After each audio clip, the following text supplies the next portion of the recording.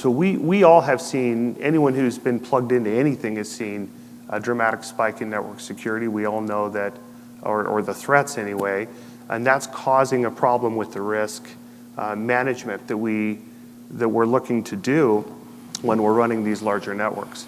And it's so bad. I mean, I've seen in my firm, all these education networks, we're seeing a spike to the tune of a couple hundred percentage points of threats in terms of percentage of growth of threats versus what it used to be a few years ago.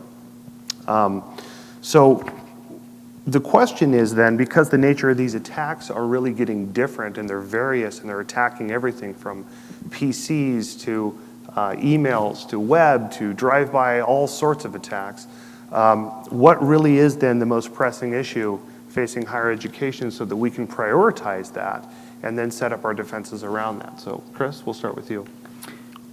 Well, my first concern in any security incident is the impact on the information that we are asked to manage for our users, right, our students.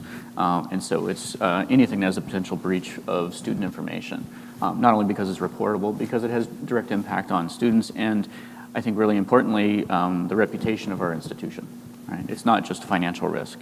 So what I see right now is the highest risk for my organization are social engineering attacks, so phishing primarily. And that's something that you can use tools, but you also need lots of training and security awareness.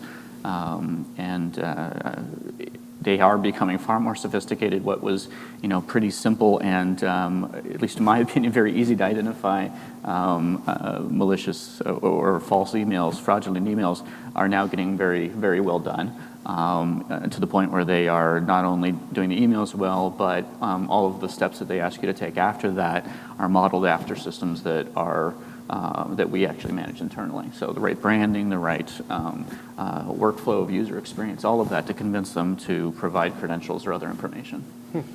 Wonderful. Lysa? Yeah, it seems like rather than, in the past it was kind of a view of the network as like roasted marshmallow. You have the crunchy outside that protects the soft and gooey inside. But with the cloud and whatnot, it's gotten a lot more nebulous. And we have to kind of move towards thinking of it as protecting data as opposed to necessarily just protecting systems. Mm-hmm. And, encryption is a big part of that.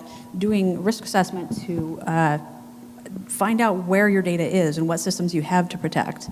And that becomes more and more important to do kind of on an ongoing basis as opposed to just, set it, forget it once. Well, we have, one of the things I look at with, when we do some consulting with schools, I look at defense as a castle defense in essence. I mean, how high's your wall? What are the holes in the wall? What's the moat look like? And you just go through this whole thing about the ways in that people can come in and what you're doing about those defenses, and it tends to help, but it's a big animal. And so yeah, I would agree that analyzing what risks you have are important. Yeah, I mean, I think obviously it's obvious about prioritizing, but I think it's often not clear until you start looking at where the data exists, that where your biggest bang for the buck is. So, protecting, I mean, and sometimes training is likely to be one of the best defenses you have.